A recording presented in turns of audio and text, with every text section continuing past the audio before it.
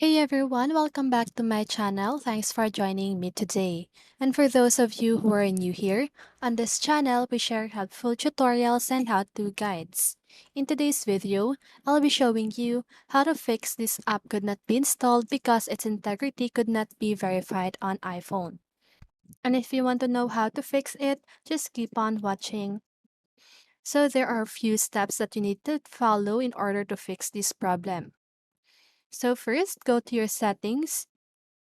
Scroll down and select Safari. And right here, scroll down again and click on Clear History and Website Data. Okay, so now clear history and data and click on Close Tabs. Okay, and once you've done that, scroll down again and select Advanced. Now here on Website Data, need to make sure that you also delete it. Okay, so as you can see, I already deleted mine, but you should see a section right here. And now once you've done that, what you need to do is to turn off your VPN. Okay, so if you're connected to any VPN, you need to make sure that you turn it off.